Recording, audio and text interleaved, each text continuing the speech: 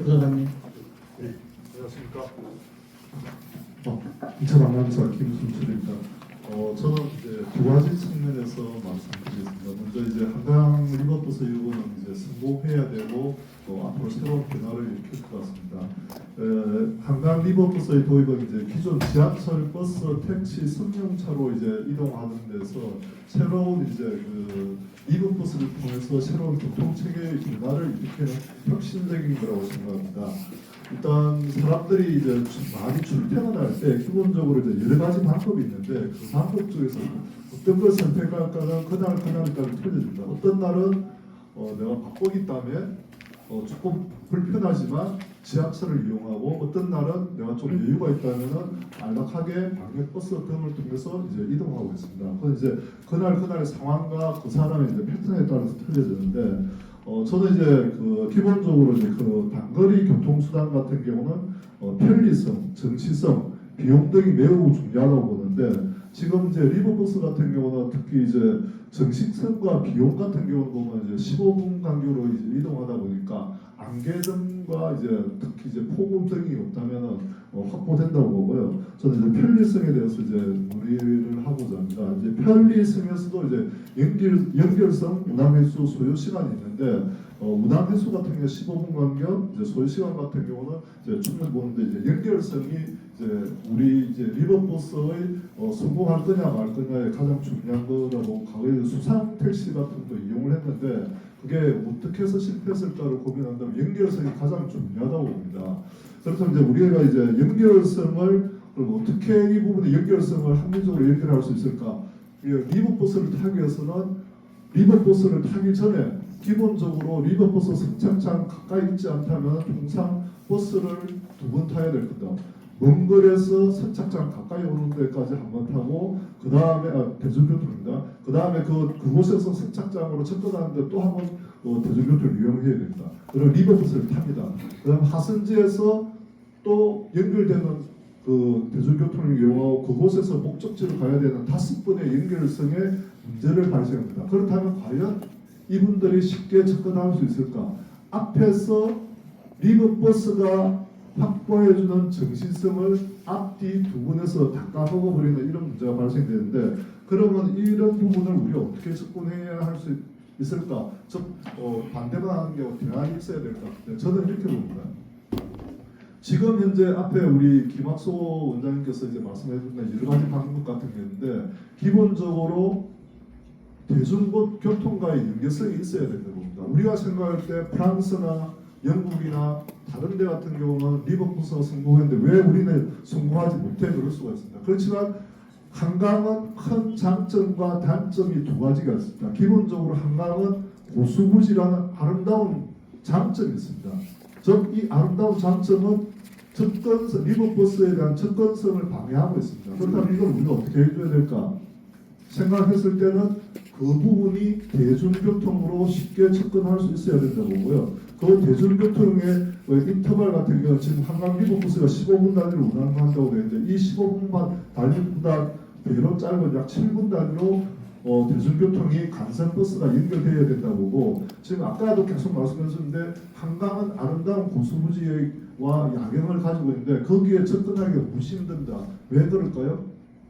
즉 대중교통 수단이 없습니다. 그렇다면 그 리버버스라는 연결버스가 기본적으로 리버버스도 연결하지만 그 다음에 한강에 접근하고자 하는 사람들이 이용할 수 있는 방법을 강구해준다면 서울시에서 하고 있는 2가지의 목적성을 저는 잡을 수 있지 않을까 하는 대안을 제시합니다. 그 다음에 이제 또 이제 이 리버버스에 제가 쭉 보니까 한 가지 이제 단점이 보였습니다. 어떤 부분이 있냐면 그 직행 리버버스입니다. 이제 그 부분 같은 경우는 마곡, 여의도, 잠실을 운항하다 보니까 이 부분은 뭐냐면 탑승지와 하승지가 일치합니다. 대중교통이라는 것은 탑승지가 하승지가 일치해야 되는데 지금 현재 직행 리버버스를 제외하고는 탑승지와 하승지 그 3개 선착장을 빼고는 탑승지와 하승지가 일치할 수가 없습니다. 이 부분을 어떻게 고민해야 되냐? 아까 말 옥수동에서 강남으로 오는데 옥수동에서 강남으로 올라가면 한강을 한 바퀴 돌고 가야 됩니다. 즉 이 부분에 대한 부분이 분명히 고민이 돼야지만이 이 리버버스의 그 단점을 해결할 수 있지 않나 보고 있고요. 그 다음에 제가 말씀드리고 이제 그레이트 이제 한강에 관한 건데, 그레이트 한강에 있어서 저는 이제 네 가지 관점이 있구나. 네 가지 관점에서 접근을 했습니다. 첫 번째 관점 뭐냐면, 여기서 이제 언급한 바와 같이 도적적으로 연결하는 이제 그 뭐냐면 유객성 문항인데, 저는 이 부분에 대해서는 상당히 고무적인 접근이고 하면 많이 우리가 검토가 필요하다고 성공할 수 있다고 생각합니다. 왜 이 부분은, 물론 저는 이제 인천에서 봤죠. 왜 이 부분에 대한 성공을 말씀드리냐면, 아까 말씀드린 것처럼 이런 여행에서도 접근성하고 시간과 비용이 중요한데, 한강에서 서울에 계시는 분들이 한강에서 여객선을 타고 덕적도 갔을 때, 서울에 계신 분들이 인천에 와서 덕적도 갔을 때하고 시간은 유사하게 소요가 될 겁니다. 어찌 보면 서울에서 바로 다 하는 게 더 이제, 왜냐면 교통망이 힘들다 보니까, 막히다 보니까 더 빨리 가는 수도인데, 단 한 가지 여기서 이제 비용적인 측면에서의 접근성이 있는데, 비용적인 측면에서 왜 이 말씀드리냐면, 지금 그 인천 같은 경우는 인천 시민을 대상으로 아이 바다 패스라는 걸 해가지고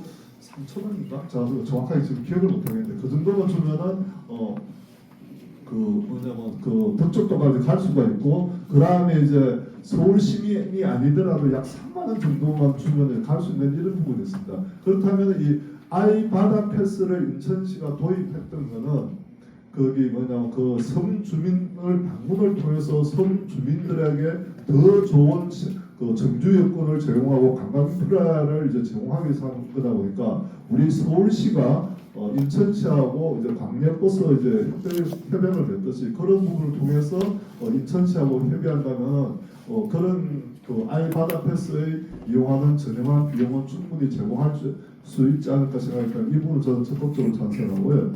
그 다음에 이제 여객 부분이 있습니다. 크루저 기능하고 카페리 기능을 이제 같이 포커스를 넣어놨는데, 크루저 기능이 되려고 그러면은 기본적으로 크루저는 안락성과 즐기는 수 있는 공간이 있어야 되는데, 과연 5,000톤급으로 그 우리가 요구하는 크루저의 역할을 제공할 수 있을까는 의문이 드는데, 그렇지만 방법도 있긴 있습니다. 이 5,000톤급으로 가지고 할 때 정말 럭셔리하게 만든다면은 그분이 갈 수 있을 텐데, 그렇다면 아마 수익성에서 큰 문제를 가질 겁니다. 우리가 크루저선이 뭐 20만 톤급, 13만 톤급, 12만 톤급, 8만 톤급, 3만 톤급 이렇게 떨어집니다.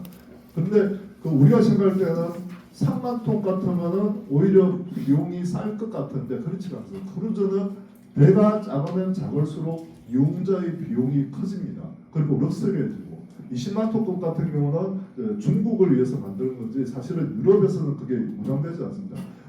기본적으로 유럽 같은 5만에서 6만 톤급, 7만 톤급이고, 그 다음에 럭셔리라는 거는 3만 톤급 이하로 만들어지기 때문에 그 부분이 이 부분에서 고민하실 때 충분히 고민돼야 된다고 보고요. 그 다음에 이제 카페리 기능을 했을 때, 카페리 기능 같은 경우는 우리가 이제 5,000톤급을 해서 한일 간에 운행하는 그 쾌속선 개념을 도입한다면 이 부분이 될 것 같은데, 그렇다면 과연 이 쾌속선이 중국에서 출발해서 우리 여의도 선착장까지 몇 시간 안에 도착할 수 있을까가 충분히 고민이 되어야 되고, 그 다음에 여기서 이제 화물을 계속 언급하고 있는데, 과연 5,000톤급에 화물을 얼마나 실을 수 있을까? 화물을 실으면 사람이 못합니다. 근데 그 부분이 사전에 검토가 되어야 되고, 뭘 택할 건지 고민되고, 그럼 화물을 한다면은 최소한 지금 뭐냐, 이커머스 화물 소량, 정말 소량의 화물을 심어야지. 그 부분은 충분히 이제 고민이 해야 될 것 같습니다. 그 다음에 이제 환적과 환성을 이야기 많이 하셨는데, 저는 이 부분은 절대 불가하다고 보는 사람입니다. 인천항이 외부에 말할 때 인천항은 환적을 위한 인천항이라는 말을 절대 쓰지 않습니다. 왜 그럴까요? 인천항에서 환적을 하려면은 물류 비용이 더 듭니다. 단 환적 기능이 있습니다. 그거는 뭐냐면은 CNA 화물이라든지 카페를 이용해서 급하게 오는 화물들은 일부 이용하는데, 그 부분을 가지고 전문 환적과 환성을 한다는 부분은 맞지가 않은 것 같고요. 그리고 수도권에서 인천항까지 트레킹으로 오는 게 빠르겠습니까? 다시 환적해서 오는 게 빠르겠습니까? 비용과 시간적인 측면에서 두 가지 다 저는 맞지 않다고 보고요. 그다음에 여객에 대한 환승도 똑같습니다. 예를 들어가지고 여기서 배를 타고 인천항까지 와서 환승을 하려 그러면은 이 배가 국제 여객터미널에 들어가야 됩니다. 국제 여객터미널 이 배가 들어올 수 있는 선습 자체가 맞지가 않고요. 그 다음에 그분들이 와서 환전과 환승을 하면 시간이 더 많이 소요됩니다. 바로 서울에서 관광버스를 타고 인천으로 온다면은 거기에 2시간 만에 도착할 것 같은데 그러면 이게 시간이 더 많이 들다 보니까 그 부분은 너무 큰 그림으로 가지 않았나. 왜 그러냐, 이 부분에 성공을 하려고 그러면 이 부분에 대한 반대하는 사람들 있고 또 좋지만 반대하는 사람들이 있을 겁니다. 그렇다면 그거를 극복하려고 그러면 우리가 정말 성공할 게 뭔지 먼저 검토되고 그 성공한 자료를 가지고 접근하셔야지만이 성공할지 않을까 싶습니다. 저는 전체적으로는 다들 이제 유사한 부분 같은데 환승 기능은 다른 분하고 제가 다른 의견을 나타낸 거고 제가 이렇게 말씀드린 부분은 이 한강 리버버스가 꼭 성공하기를 바라는 입장에서 말씀드렸다고 말씀드렸습니다. 이상입니다.